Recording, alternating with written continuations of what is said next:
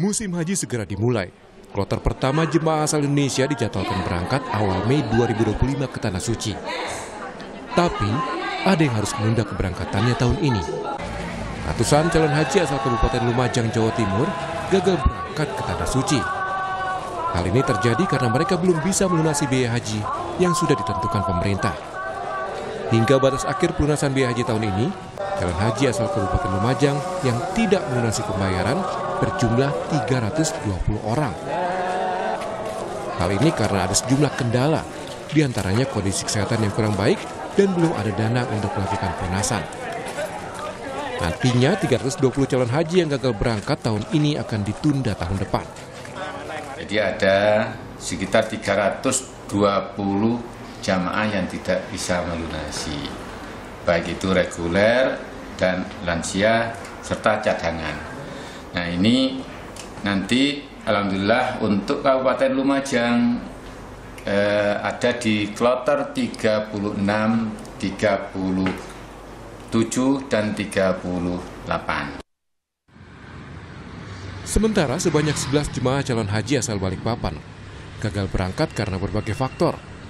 Kementerian Agama Kota Balikpapan mencatat tahun ini ada sebanyak 507 jemaah calon haji dan 25 jemaah calon haji kuota tambahan untuk lansia.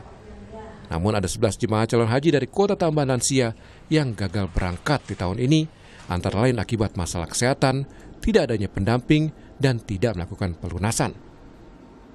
Sesuai aturan, jemaah calon haji yang gagal berangkat akan diikutkan pada kloter tahun berikutnya atau dikenakan penarikan berkas. Jumlah keseluruhan jemaah haji Kota Balikpapan 532 jemaah haji. Kemudian dari kota tambahan yang 25 tadi itu kita bisa memberangkatkan itu hanya separuhnya saja. Jadi ada tersisa 11 orang jemaah haji yang tidak dapat melunasi dikarenakan sakit, terus belum cukup dananya atau belum cukup juga masa pemberangkatannya, kemudian menunggu mahram atau pendampingan. Segala persiapan termasuk asrama haji embarkasi Surabaya, Jawa Timur terus berbenah dan menyiapkan sarana prasarana. Salah satunya dengan memasang mesin X-ray dan metal detektor yang berfungsi memeriksa tas dan koper bawaan jemaah calon haji. Pemeriksaan barang bawaan jemaah dilakukan saat jemaah masuk dan keluar asrama haji embarkasi Surabaya. Jemaah juga dilarang membawa barang yang membahayakan penerbangan, seperti benda cair dengan batas tertentu, senjata tajam, dan korek api. Sementara di Jakarta, Gubernur Pramono Anung mengukuhkan 120 petugas penyelenggara ibadah haji PPIH Jakarta 2025. Pramono berpesan kepada petugas haji untuk menjaga kesehatan supaya bisa memberikan pelayanan terbaik bagi jemaah. Sebanyak lebih dari 7.900 jemaah calon haji asal Jakarta akan diberangkatkan dalam 19 kloter ke Tanah Suci. Pemberangkatan pertama dijadwalkan 1 Mei 2025. Tadi secara khusus saya berpesan kepada para petugas haji untuk bisa memberikan pelayanan yang terbaik bagi jamaah haji yang dari Jakarta. Dan jangan sampai petugas haji malah merepotkan dari sisi kesehatan, pelayanan, dan sebagainya. Untuk itu mudah-mudahan penanganan Jakarta yang sudah berulang kali menyelenggarakan acara yang seperti ini berjalan lancar dan haji semuanya bisa berjalan baik dan mabrur. Dari Arab Saudi, Menteri Agama menemui petugas haji di tengah pelaksanaan ibadah umroh di Masjidil Haram Mekah. Menak berharap petugas bisa memberikan pelayanan terbaik bagi jemaah haji Indonesia. Menteri Agama Nasaruddin Umar meminta petugas haji memberikan layanan dengan tulus dan selalu menjaga kedisiplinan selama bertugas di Arab Saudi. Mendampingi mereka, orang yang ikhlas itu tidak pernah marah. Anggaplah yang menjengkelkan itu wajah Allah juga kan. Anggaplah orang yang menghibur kita, itu memuji kita itu wajah Allah juga. Kekompakan teman-teman, jangan suka menjelek-jelekkan temannya sendiri, jamaah dan sebagainya. Telan dalam hati kalau kita misalnya dikritik orang jamaah, ya alhamdulillah kalau kritikannya benar, ampuni saya berarti aku yang salah. Tapi kalau itu hanya spontanitasnya, kekeliruannya dalam menilai, ampuni dia karena pasti itu dia yang salah. Sejak Senin, ratusan petugas penyelenggara ibadah haji PPIH 2025 tiba di Tanah Suci. Mereka melaksanakan ibadah umroh terlebih dahulu di Masjidil Haram Mekah sebelum disebar ke daerah kerja masing-masing. Iringan zikir dan doa pun menemani petugas melaksanakan salah satu rangkaian ibadah umroh. Petugas selanjutnya akan disebar ke daerah kerja Madinah dan bandara untuk menyambut kedatangan calon jemaah haji Indonesia kloter pertama gelombang 1 di Tanah Suci. Tim Liputan Kompas TV.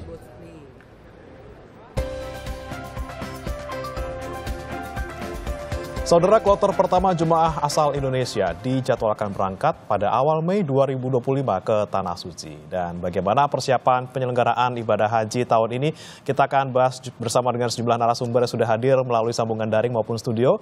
Ada Direktur Pelayanan Haji Luar Negeri Kementerian Agama Mukhlis Muhammad Hanafi, dan juga ada di sambungan Zoom juga anggota Komisi 8 DPR fraksi PKB Maman Imanul Haq. Selamat pagi, Assalamualaikum Bapak-Bapak. Pagi, waalaikumsalam. Waalaikumsalam warahmatullahi wabarakatuh. Baik, dan hadir juga di studio ada Pak Mustolih Siraj, Ketua Komnas Haji dan Umroh. Selamat pagi, Assalamualaikum Pak. Assalamualaikum warahmatullahi wabarakatuh. Waalaikumsalam. Baik, saya ke Pak Mukhlis terlebih dahulu. Pak Mukhlis, ini kan besok sudah pada mulai masuk ke asrama jemaah, kemudian ada juga sudah berangkat di tanggal 2, sudah mulai pada berangkat.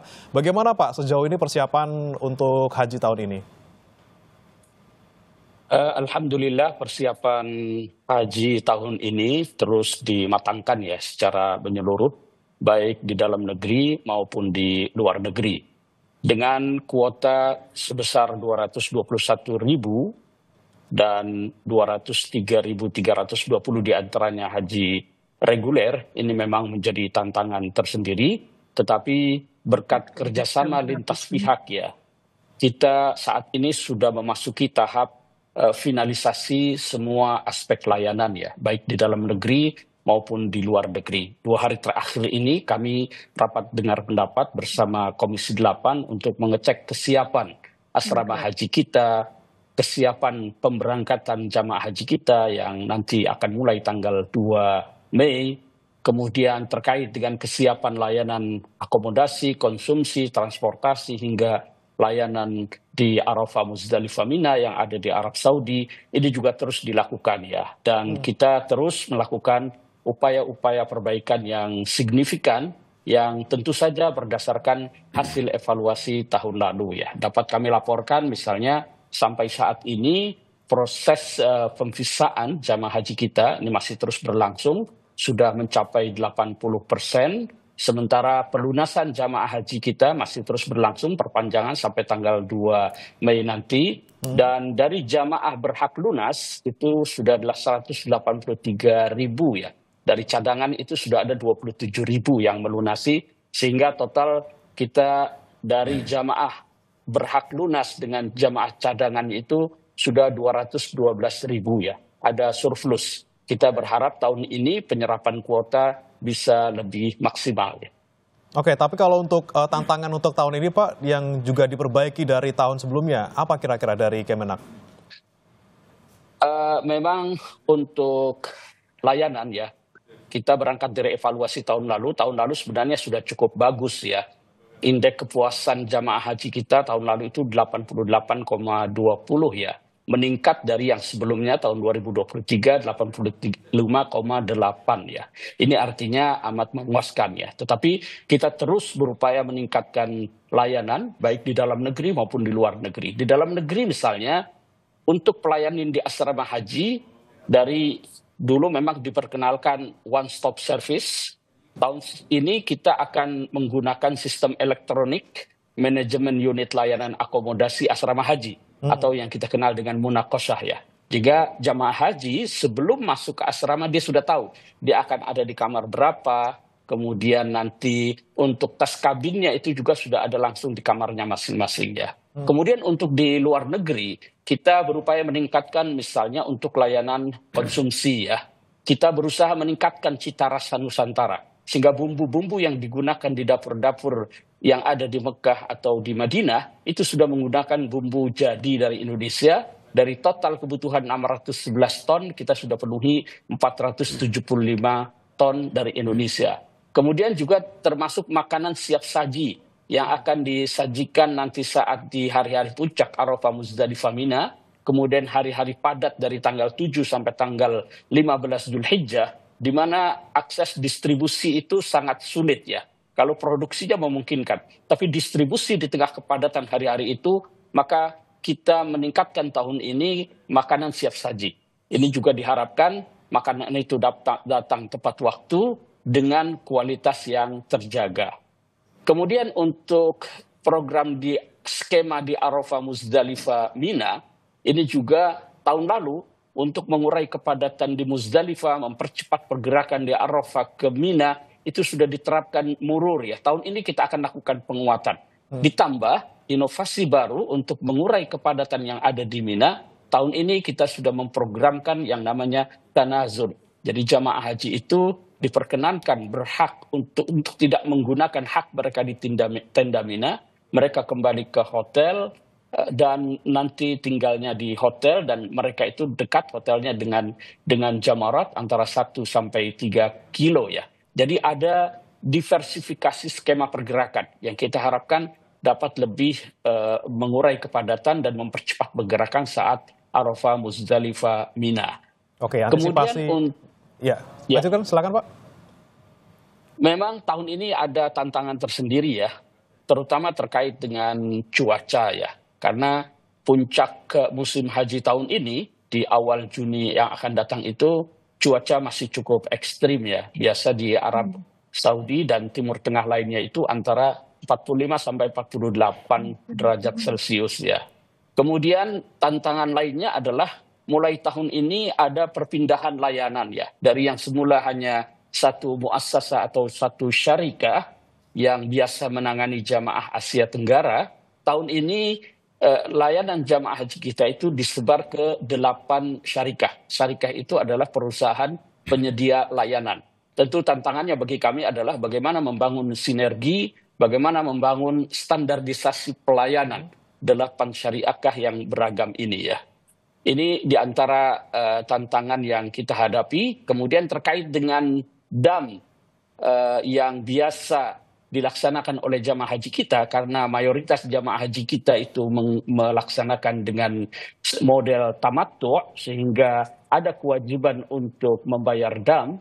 Tahun ini 2 tahun terakhir kita berupaya ya agar dam jamaah haji Indonesia yang potensinya itu mencapai 0,5 triliun itu juga bisa dirasakan manfaatnya di Indonesia. Sudah 2 tahun ini berupaya untuk mendatangkan ke Indonesia, tetapi masih ada sejumlah kendala.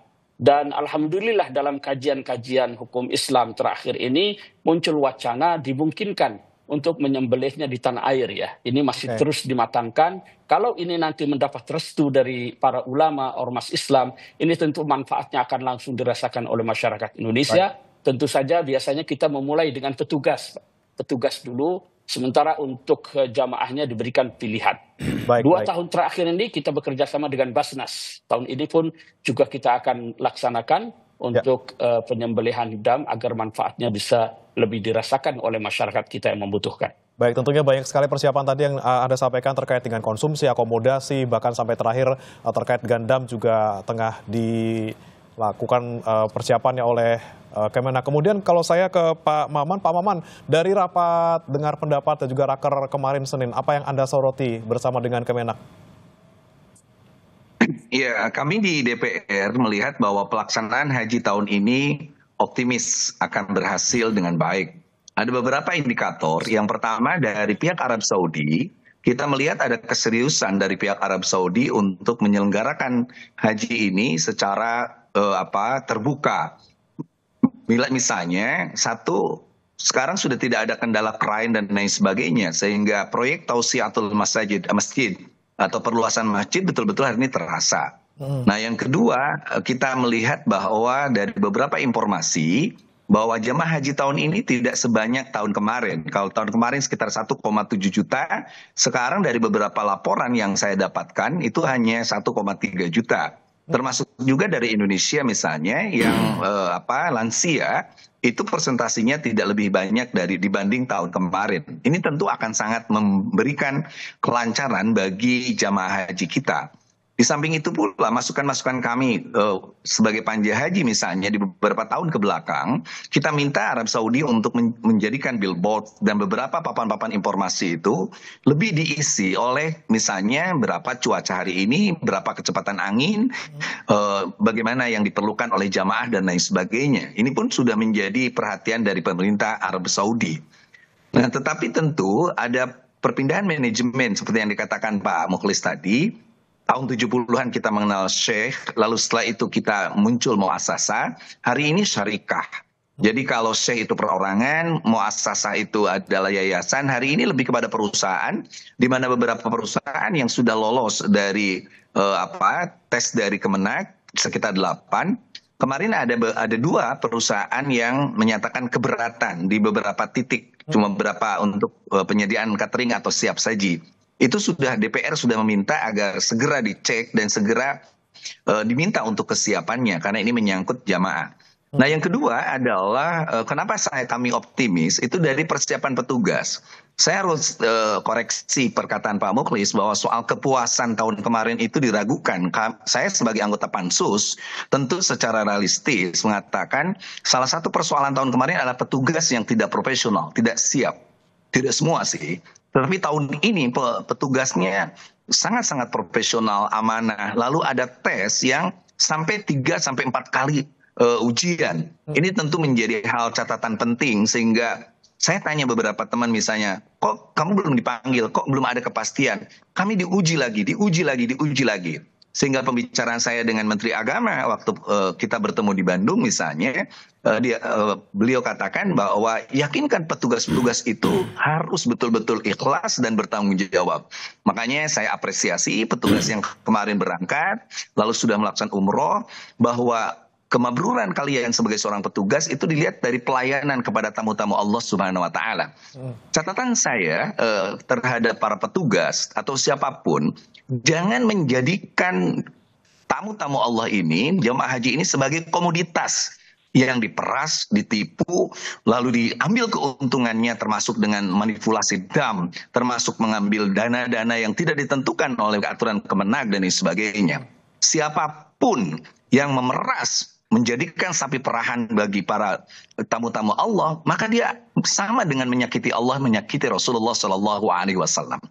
Makanya kami akan mengadakan halakoh besar soal dam dan sebagainya, Pak Mukhlis, dengan beberapa kiai seluruh Indonesia, agar betul-betul dam itu bisa terasa oleh Indonesia. Itu yang dikatakan oleh Pak Prabowo, apa sih yang bisa kembali kepada Indonesia. Begitu banyak jamaah Indonesia, tapi apa dampak secara ekonomi? Saya mengapresiasi Pak Mukhlis tadi soal bumbu dan lain sebagainya. Nah, yang ketiga yang terpenting dari pertemuan 2 hari kemarin itu adalah soal penerbangan. Penerbangan semua sudah siap. Kita tanya Garuda, kita tanya Lion, kita tanya Arab Saudi.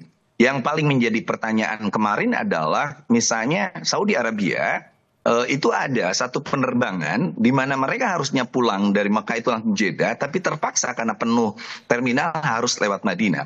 Saya bilang no problem, tapi itu tanggung jawab penerbangan. Itu penanggung jawab penerbangan. Apapun kontraknya itu adalah jamaah dibawa dari Indonesia dan harus kembali ke Indonesia, ke tempat dia berangkat.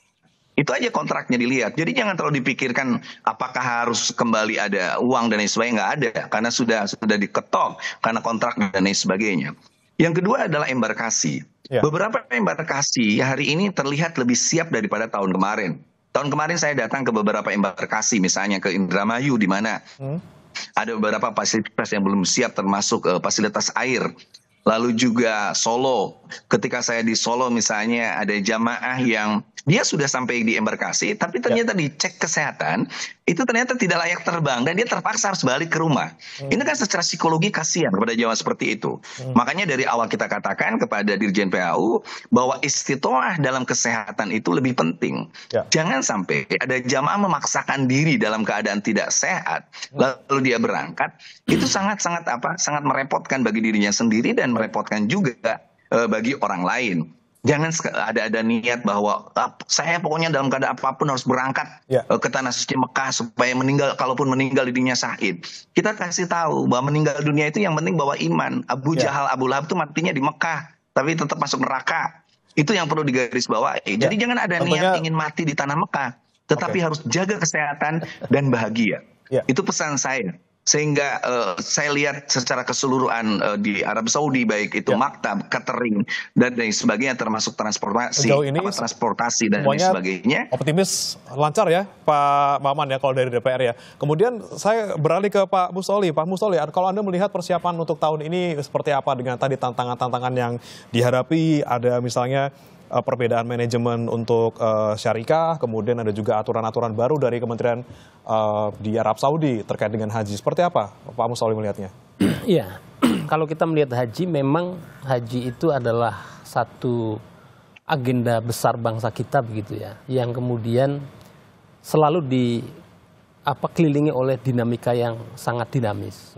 Nah, misalnya tadi disampaikan soal petugas, memang untuk petugas tahun ini cukup lebih rapi begitu ya. Tapi kemudian secara timing, misalnya rekrutmen, pengumuman, dan kemudian BIMTEK itu waktunya saya kira agak lebih mepet daripada tahun-tahun sebelumnya. Kemudian soal misalnya tadi yang disampaikan oleh Pak Mukhlis misalnya, hari ini kita masih ada kemudian pelunasan pendaftaran. Ada dua hal yang saya catat. Yang pertama adalah itu memberikan kesempatan yang seluas-luasnya kepada mereka yang belum bisa melunasi, tapi juga menjadi menjadi persoalan ketika kemudian bagaimana hak daripada jamaah yang belakangan melunasi di luar jadwal yang kemarin sudah ditentukan. Bagaimana manasiknya, bagaimana kemudian pembekalan dan lain-lain. Ini saya kira, tapi apapun itu saya kira itu bentuk daripada respon daripada Kementerian Agama untuk membuka ruang seluas-luasnya kepada mereka yang sudah terdaftar begitu ya. Nah, memang persoalan ke depan ini saya melihatnya tadi yang disampaikan oleh Pak Mukhlis adalah menyangkut murur dan tanazul.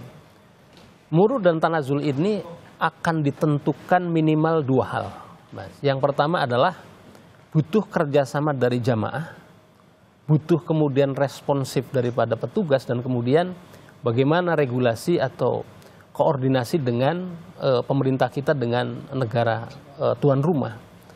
Memang betul bahwa yang namanya murur begitu ya. Murur itu kan dari Arafah kemudian ke Musdalifah, yang idealnya itu menginap di situ, tapi karena kepadatan itu kemudian bisa langsung lewat saja, atau kemudian tanazul bisa pulang ke hotel terdekat.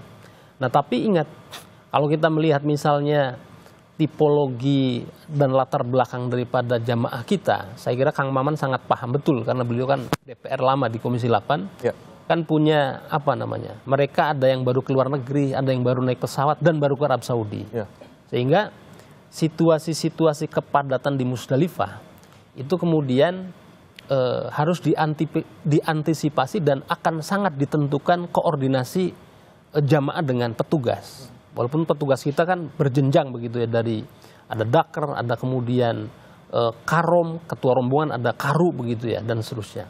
Nah, ini saya kira menjadi tantangan tersendiri adanya murur ini. Salah satunya memang kalau mengutip bahasanya Kang Maman kan ad-daruratu tubihul mahzurat.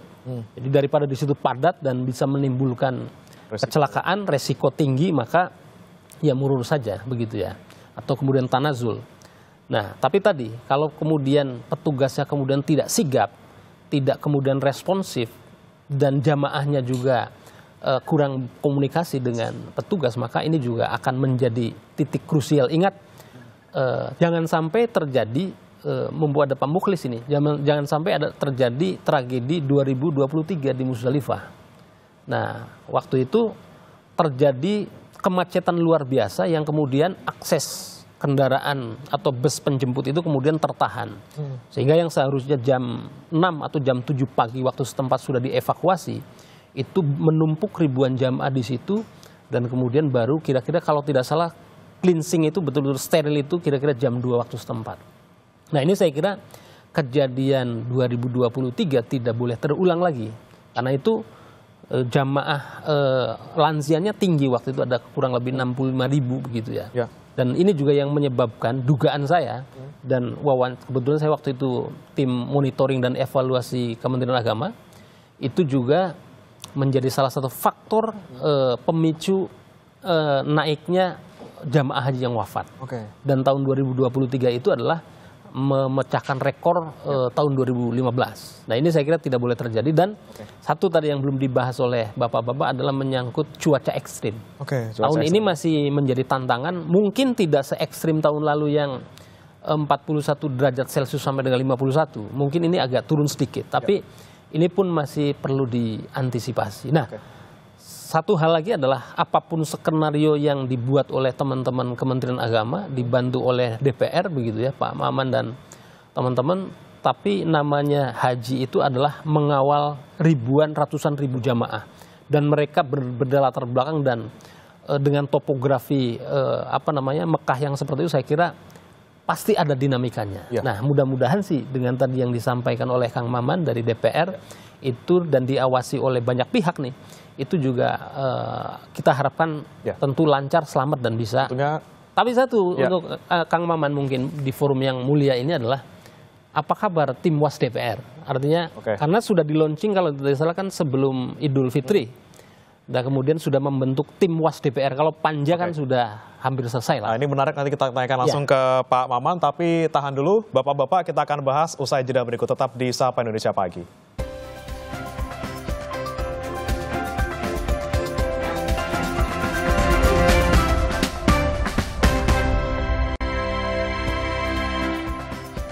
Anda masih di Sapa Indonesia Pagi, saudara. Kita bahas kembali terkait dengan persiapan haji tahun ini bersama dengan 3 narasumber kami. Ada Pak Muklis dari Kemenak, kemudian Pak Maman dari DPR, dan juga Pak Mustolih dari Komnas Haji dan juga Umroh. Tadi menyambung pertanyaan sebelum break ke Pak Maman dulu. Pak Maman, seperti apa tim Was DPR nanti ketika bertugas baik di sini maupun nanti di Tanah Suci, Pak?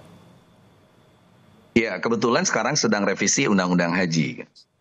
Pengawasan haji itu akan menjadi bagian penting dari substansi dari undang-undang itu, dan itu tidak terdiri bukan hanya DPR tapi melibatkan juga masyarakat. Itu lebih kepada bagaimana pelayanan haji yang betul-betul kata Pak Mustolih tadi selalu dinamis. Kita optimis tahun ini begitu lancar ya, karena misalnya Arab Saudi sudah mengosongkan dari umroh itu sekitar sebulan lebih malah. Beda dengan tahun kemarin. Tahun kemarin kita masih bisa papasan. Kita haji yang umroh masih ada di sana gitu. Nah ini menjadi bukti bahwa betul tadi setiap negara harus mulai mekanisme untuk melindungi warga negaranya. Nah bentuk pengawasan inilah yang dalam revisi undang-undang kami nanti haji ini itu melibatkan banyak pihak, termasuk juga masukan-masukan dari masyarakat. Saya rasa pihak seperti Pak Mustolih di Komnas ini menjadi sangat penting. Nah yang kedua termasuk juga komunikasi dengan pihak Arab Saudi. Misalnya soal synchronize nusuk misalnya ya, aplikasi nusuk itu harusnya itu bisa synchronize dengan di Indonesia, sehingga kita kadang-kadang kesulitan membuka aplikasi di sana, tetapi ternyata sangat rumit dan lain sebagainya, sehingga tetap aja akhirnya teman-teman dari Kemenag yang harus membimbing jamaah-jamaah haji. Ini menjadi sangat penting. Saya apresiasi Kemenag hari ini punya aplikasi Munakosa, lalu juga nusuk pun harusnya menjadi bagian aplikasi global yang bisa kita akses dan sesuai dengan negara-negara yang berangkat, apalagi Indonesia adalah negara terbanyak mengirimkan jamaah haji. Nah yang ketiga, pengawasan itu pun salah satunya adalah melihat bagaimana antrian panjang itu bisa kita kurangi. Misalnya kami kemarin pulang dari Kazakhstan, lalu jadi berkomunikasi dengan beberapa negara Uni Soviet itu untuk lalu melihat ada sisa-sisa kuota yang bisa dipakai oleh Indonesia. Saya bilang di negara kami di Sulawesi, di Bantaeng itu waiting listnya itu sampai 49 tahun. Seperti itu, 20 tahun itu seperti di tempat saya di Majalengka. Nah itu pun nanti akan menjadi masukan-masukan sehingga pengawasan haji betul-betul integral, holistik, dari mulai persoalan-persoalan dalam negeri, termasuk juga nanti kuota batu, termasuk juga hari ini ada orang seperti yang tadi di berita awal Kompas dari Lumajang yang gagal berangkat dan sebagainya, itu sebenarnya harusnya bisa diselesaikan. Jangan ada satupun jamaah yang harusnya bisa berangkat tahun ini tidak berangkat karena persoalan teknis, misalnya uang dan sebagainya, sehingga di Rancangan undang-undang kita sudah mulai meminta agar ada pelunasan itu tidak perlu ngedadak. Boleh dicicil dari mulai sekarang, kita punya ayam, jual 2, lalu masukin lagi, sehingga betul-betul bisa berangkat. Siapapun tentu harus berangkat pada waktunya. Kalau bisa lebih dipercepat, terutama untuk lansia dan juga orang-orang yang memiliki kerentanan dalam soal fisik, kesehatan dan sebagainya. Baik, ini menarik tadi disampaikan Pak Maman. Saya mau ke Pak Mukhlis terkait dengan tadi ada kuota yang sebenarnya masih nyisa nih Pak. Walaupun untuk yang melunasi lebih banyak daripada kuota yang ada gitu ya. Tapi masih ada beberapa kuota yang kosong misalnya di Gorontalo dan juga di Jabar yang belum 100% ini Pak Mukhlis. Bagaimana kemudian bisa memanfaatkan atau memaksimalkan kuota yang masih belum terpenuhi 100% ini Pak? Terakhir kemarin untuk Jawa Barat itu sudah penuh ya. Sudah lengkap 100%. Untuk Gorontalo masih 11 memang ya. Tapi kita masih punya waktu sampai tanggal 2 Mei yang akan datang. Kita harapkan kuota ini sebenarnya kuota dari jamaah yang berhak melunasi tahun ini. Itu yang masih tersisa. Tapi cadangannya itu sudah naik ya. Cadangannya sudah masuk, yang kita tahu ini ada 27.000 ya. Dan soal manasiknya juga Pak Mustoli tidak perlu dikhawatirkan karena mereka juga sudah mulai diikutkan ya untuk yang cadangan ini. Sampai pun yang cadangan ini kita sampaikan kepada mereka, Anda harus siap berangkat sewaktu-waktu. Sebab nanti bisa jadi begitu ditutup dengan kuota 320.000, pada saatnya ada yang berhalangan karena sakit dan lain sebagainya tidak bisa berangkat mendadak. Nah ini yang cadangan pun kita sudah sampaikan agar bersiap berangkat anytime. Kalau nanti ada yang tidak bisa berangkat ya. Ini upaya kita untuk memaksimalkan penyerapan kuota ya. Kita masih optimis sampai akhir nanti kuota bisa terserap secara penuh ya. Oke, tapi misalnya nih Pak Mukhlis, kalau misalnya kita melihat ada juga nih kasus jemaah cadangan yang memang belum lunas juga, terus ada juga jemaah yang seharusnya berangkat hari ini ataupun sekarang itu juga belum lunas. Itu bagaimana kemudian jika mereka tidak bisa melunasinya sampai nanti tanggal 2 Mei? Apakah nanti ada antisipasi lain yang dilakukan oleh Kemenak untuk kasus-kasus semacam ini, Pak? Sampai saat ini cadangan kita itu surplus ya. Okay. Sekarang ini ada 104%. Jadi ada 212.000 calon jamaah haji yang sudah melunasi. Ini nanti dia bisa naik secara urut kacang ya, berdasarkan urutan. Sehingga sekali lagi kita berharap itu bisa maksimal. Dan tentunya mereka yang tertunda berangkatnya tahun ini diprioritaskan untuk tahun depan, terutama untuk lansia ya Pak ya? Betul, akan menjadi prioritas di tahun depan.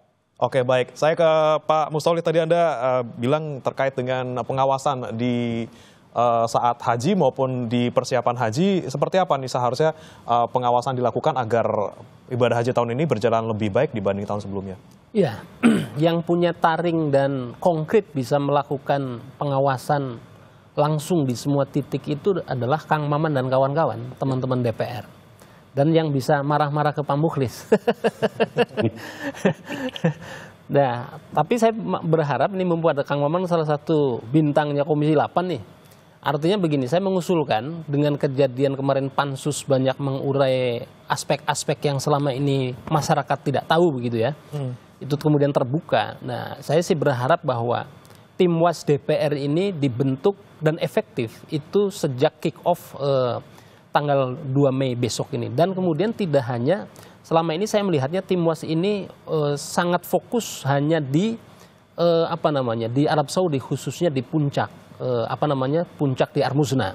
Itu boleh-boleh saja, artinya memang stressingnya di sana ya, menjadi stressing yang penting di sana. Tetapi saya kira pengawasan di Indonesia begitu ya, dan kemudian pra pemberangkatan haji, kemudian puncak, dan kadang-kadang melemah lagi kemudian, termasuk petugas ini Pak Mukhlis. Itu petugas itu juga mulai melemah ketika sudah Armuzna.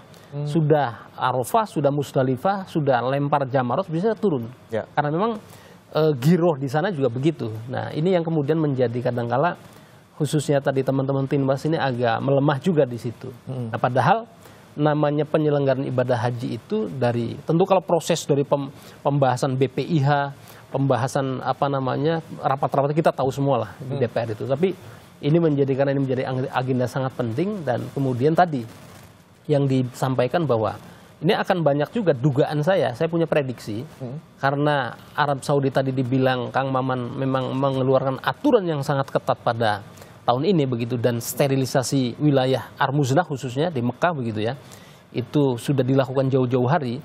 Nah ini akan banyak kemudian jamaah-jamaah haji non visa haji yang dari jamaah kita khususnya, yang juga akan banyak korban tipu-tipu. Nah kita apresiasi kepada Kapolres Bandara Soekarno-Hatta yang kemudian berhasil menangkal 71 jamaah haji non visa yang kemarin mau berangkat, berhasil dicegah bersama dengan teman-teman Kementerian Agama. Nah ini saya kira juga pengetatan kerjasama antara teman-teman Kementerian Agama, DPR, dan kemudian Kementerian Imigrasi, Kemenlu, Kementerian Perhubungan, dan otoritas bandara. Saya kira penting ada patroli di bandara. Pintu keluar untuk masuk, untuk apa? Untuk mencegah orang-orang yang mungkin kalau Pak Mukhlis memang akan fokusnya kepada jamaah haji yang berangkat secara resmi ya. Tetapi ini penting juga untuk melindungi jamaah kita, dan itu juga saya kira bagian daripada tupoksi Kementerian Agama dan lembaga terkait untuk kemudian jangan sampai ada jamaah-jamaah yang kemudian memaksakan diri berangkat haji yang kemudian bukan menggunakan visa haji. Karena saya menduga di media sosial, Mas, itu ada banyak tawaran-tawaran haji tanpa antri. Nah kalau sudah haji tanpa antri ini waspada. Udah mulai tipu-tipu nih Pak ya. Itu pasti arahnya adalah tipu-tipu, mereka mau menipu jamaah-jamaah yang awam. Karena kan kalau kayak kita bisa paham, oh ini visa haji, oh ini visa umal misalnya, oh ini visa wisata. Dan kadang-kala orang-orang yang berpendidikan kalau nggak ngerti bahasa juga, oh ini karena Arabnya Arab, wah ini haji ini. Oke, itu saya kira. Ini dia yang menjadi concern kita juga, Pak Mukhlis. Saya mau ke Anda lagi terkait dengan tadi bagaimana kemudian mengatasi para haji yang jemaah haji yang berangkat melalui tanpa jalur resmi seperti itu. Ini bagaimana, Pak? Ya, memang kita juga melakukan pemantauan dan pengawasan ya, sebagaimana disampaikan tadi. Beberapa waktu yang lalu bekerja sama dengan Polres di bandara menggagalkan 71 orang yang akan berangkat tanpa menggunakan visa haji. Begitu juga Kementerian Agama misalnya sudah mendatangi Kedutaan Besar Singapura, begitu juga dengan Malaysia ya, karena ada kemungkinan mereka juga berangkatnya dari sana. Jadi mengantisipasi jamaah haji Indonesia dari orang di Indonesia yang akan berangkat ke Tanah Suci untuk berhaji tanpa menggunakan visa haji. Karena ini larangan keras ya dari pemerintah Arab Saudi, terutama di tahun ini, agar tidak melakukan haji tanpa tasrih. Ya. Ini sanksinya untuk travelnya dan juga untuk jemaahnya Pak, mungkin Pak, kalau sanksi untuk travel kan sudah pasti dicabut izinnya Pak ya? Betul. Jadi ini berlaku untuk travel yang berangkat melalui travel maupun yang berangkat melalui perorangan. Yang perorangan itu biasanya menggunakan visa umal ya. Kalau memang dia untuk bekerja sana silahkan ya. Tapi kalau ini disalahgunakan untuk berhaji, ini agar berhati-hati ya. Karena pemerintah Arab Saudi sangat ketat tahun ini. Oke, tentunya dari Arab juga menyiapkan sanksi bagi mereka yang haji tanpa jalur resmi. Ini 10 tahun tidak boleh ke sana ya Pak ya? Betul. Baik, saya ke Pak Maman. Ini terakhir Pak Maman, singkat saja terkait dengan tadi dari Pak Mustolih bilang bahwa memang nanti pengawasan biasanya tuh lemahnya di tahap-tahap akhir seperti itu. Bagaimana memastikannya Pak? Iya, itu menarik sekali. Yang pertama saya ingin minta kepada seluruh jamaah bahwa puncak haji itu persiapan stamina terbaik itu harus tanggal 8, 9, lalu juga pas di Muzdalifah di Mina. Jadi tolong ketika sampai sekarang yang duluan misalnya di Madinah atau nanti yang ke Mekah dan sebagainya, jaga dulu stamina. Jangan ibadah karena ambisi terlalu semangat, akhirnya tanggal 8, 9 malah dia lemah dan sebagainya. Nah yang kedua, kita gunakan bahwa tanggal 9 itu memang tempat kita beribadah habis-habisan, berdoa dan sebagainya. Tetapi betul kata Pak Mustoli, itu dimanfaatkan, kita masih belum selesai, masih ada agenda sampai kepulangan tanggal 12 Juli ya Pak Mukhlis. Secara keseluruhan itu tamat semuanya dari tanggal 2 Mei sampai Juli itu. Jadi seluruh petugas termasuk juga tentu dari DPR itu harus betul-betul mengawal seluruh penyelenggaraan haji, termasuk juga melakukan koordinasi untuk tidak ada orang-orang yang masih tertipu. Bayangkan saja di tanggal 7 saya masih dapat telepon, saya sudah di bandara mau berangkat, saya tanya visa dari siapa. Makanya tidak boleh ada celah bagi siapapun yang menggunakan visa selain haji itu betul-betul sangat ketat. Jadi tolong yang tidak memiliki visa haji itu jangan lalu bercoba-coba untuk datang dan sebagainya. Itu adalah sebuah awal dari kita nanti akan menderita. Mungkin dia udah sampai ke Mekahnya, tapi dia tidak akan masuk ke Arafah, tidak akan masuk ke Mina, Muzdalifah. Padahal haji itu ada Al-Hajjul Arafah. Nah ini tentu harus disosialisasikan kepada jamaah haji yang tidak masuk kepada kuota yang ditentukan oleh pemerintah untuk hati-hati terhadap tawaran-tawaran menggiurkan apapun, karena hari ini pemerintah Arab Saudi ingin memberikan pelayanan yang betul-betul profesional dan global. Nah saya juga minta kepada seluruh jamaah untuk mengikuti seluruh aturan dan instruksi dari pemerintah, dari Kementerian Agama, dan tentu ini juga akan menjadi masa transisi terakhir bagi Kementerian Agama. Tahun depan sudah Badan Pelaksana Haji yang menggunakannya. Dan satu lagi, bahwa ini adalah musim haji terakhir di musim panas. Jadi tahun-tahun yang akan datang insya Allah agak lebih sejuk. Seperti itu. Makanya cuaca ekstrim dan lain sebagainya hari ini harus menjadi antisipasi yang kuat bagi seluruh jamaah, petugas-petugas karo, kloter dan lain sebagainya. Itu harus memberitahu tentang persiapan cuaca ekstrim ini. Baik, dan sekali lagi kita harapkan Bapak-Bapak terkait dengan persiapan, kemudian profesionalisme di lapangan, dan juga nanti pengawasannya yang baik tentunya juga akan menghasilkan ibadah haji yang baik tentunya tahun ini dan juga bisa dilanjutkan di tahun depan. Silakan Pak, singkat saja Pak. Singkat saya bahwa Komnas Haji nanti mulai tanggal 3 Mei itu akan membuka kanal aduan bagi calon jamaah haji yang berangkat dan keluarganya. Oke, baik. Ada terima aduan. Ada kanal dari Komnas Haji dan juga Umroh untuk terkait dengan pengaduan dari keluarga maupun dari jemaah haji. Terima kasih Pak Mustoli, Pak Maman, dan juga Pak Muklis sudah bergabung bersama kami di Sapa Indonesia Pagi. Selamat pagi, Assalamualaikum Pak. Waalaikumsalam warahmatullahi wabarakatuh.